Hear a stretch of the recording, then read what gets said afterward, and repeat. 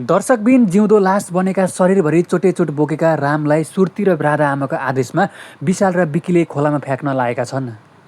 दर्शकबिन शरीरभरि चोटेचोट बोकेर जिउँदो लास बनेका जीवन र मृत्युसँग लडिरहेका रामलाई सुर्ती र राधा आमाको आदेशमा विशाल र विकीले खोलामा फ्याँक्लान् त के दर्शकबिन अब रामको अन्त्येष्टि भएको हो त। दर्शकबिन राधा आमा र सुर्तीको आदेशमा विशाल र विकीले हस्पिटलको बेडबाट उठाएर राम भनेर लगेर खोलामा फ्याँकेको व्यक्ति चाहिँ राम नभएर अरू कोही भएको आशंका पनि गर्न सकिन्छ हामीले। त्यो व्यक्ति चाहिँ राम नभएर अरू नै कोही व्यक्ति भएको पनि हुनसक्छ। दर्शकबिन यदि राम नै त्यो व्यक्ति हो भने विशाल र विकीले रामको अन्त्येष्टि गरिसके, खोलामा फ्याँकिसके। तर यदि राम त्यो व्यक्ति नभएर राम जीवित भएर फर्किए भने चाहिँ विशाल, विकी र राधा आमाको र अनि सुर्तीको चाहिँ काल बनेर फर्किनेछन्। जो व्यक्तिले रामलाई फ्याँक्न आदेश दिए त्यो व्यक्तिले त राम काल बनेर फर्किनै पर्छ।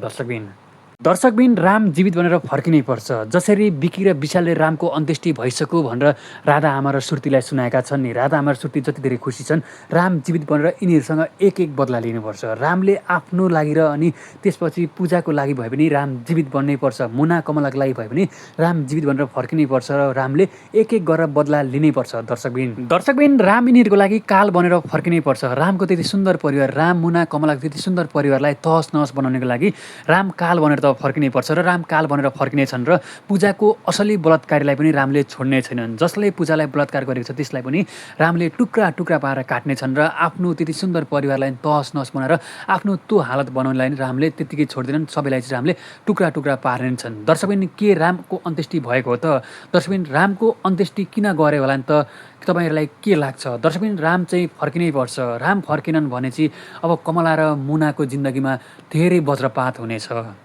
तर दर्शकबिन विशाल र विकीले जो व्यक्ति राम भनेर हस्पिटलको बेडमा छटपटाइरहेको जिउँदो लास बनेको व्यक्तिलाई चाहिँ खोलामा लिएर फ्याँकेका छन्, त्यो व्यक्ति चाहिँ राम नभएको हुनसक्ने आशंका भएको छ। त्यो व्यक्ति राम नभइदिएर अरू नै कोही भएर रामलाई चाहिँ आफूलाई यस्तो षड्यन्त्र गरेको, आफूमाथि यस्तो भएको भन्ने कुरा रामले थाहा पाए भने पक्कै पनि कसैलाई छोड्ने छैनन्। र हामीले पनि कामना गर्नुपर्छ रामले कसैलाई पनि नछोडन्, किनकि राममाथि यति ठुलो षड्यन्त्र भएको छ।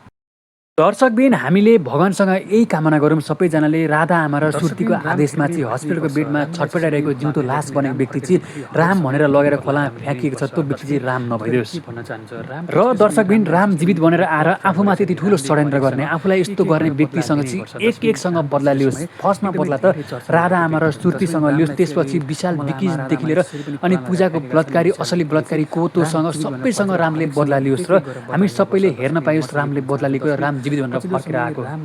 दर्शकबिन तपाईँलाई के लाग्छ? राम फेरि पनि जीवित भनेर फर्केर आउला नि त? जो राम भनेर फ्याँकेको व्यक्ति राम थियो कि अरू बदला लिनै पर्छ? दर्शकबिन म चाहिँ यही भन्न चाहन्छु। दर्शकबिन पछिल्लो समय